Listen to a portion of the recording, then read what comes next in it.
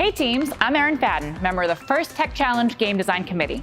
First, I want to give a huge shout out to the Game Design Committee for all of their hard work they put in year-round to design each game. I hope you're excited about this year's Center Stage game presented by RTX. Center Stage will include 2 team-built elements to be used to earn points. The team game element, which is called the team prop, is the team-built element that is only used during the autonomous period. This is referred to as a game element because it cannot be picked up and scored after use during the autonomous randomization task. The drone is also a team-built element, but this is used during endgame for scoring. The drone has some specific build rules. For example, it must have the general configuration of an airplane with a defined fuselage. It must be built with 1 sheet of paper, and teams must build at least 2, 1 red and 1 blue drone. So, if you're thinking, a crumpled up piece of paper will work, right? The answer is no. That would not be considered a legal drone. Make sure to carefully read the team prop and drone build rules that are outlined in the Game Manual Part 1 when constructing each of these items. New this season, we are using April tags for robot navigation and autonomous tasks. There are a total of 8 April tags on the field. As you saw in the animation, there are 3 unique April tags on each of the backdrops and 2 unique April tags over the pixel stacks in front of the field. The scoring element in this year's game are the pixels. There are 94 pixels that come in 4 different colors. Each pixel is approximately 3 inches wide and ½ an inch thick. Pixels are scored on the backdrop. Here you can see that the backdrop is at a 30-degree angle to help the pixels stay in place when they are scored. Robots can simply place pixels onto the backdrop or onto other scored pixels. They can also be dropped from higher up and should still stay in place.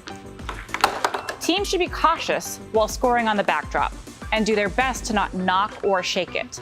Some level of contact is okay, but knocking the backdrop hard enough can cause the pixels to descore.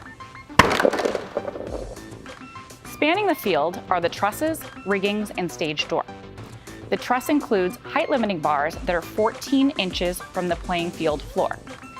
Teams will have to be thoughtful in their robot design to accommodate traversing the field with these lowered heights. The truss also includes the riggings, which are the red and blue bars for their respective alliance. Robots may suspend from the riggings during endgame. Only 1 robot can hang at a time from their alliance rigging. The stage door, prior to being lifted, has a 12-inch clearance from the playing field floor. The door can be raised to approximately 26 inches.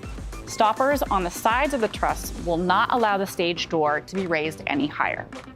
The width of the stage door provides enough space for 2 robots to travel through at the same time. However, robots traveling from the audience side of the stage door have transit priority. There are rules outlined in the Game Manual Part 2 that penalize robots that grasp onto the stage door. This is another area of the Center Stage game where teams will have to come up with some creative designs to effectively lift the door to travel from one side of the field to the other. And finally, as part of the end game, robots may launch their drones to score points. The drone must be launched so that it passes over the rigging or top pole of the stage door to be eligible to score points.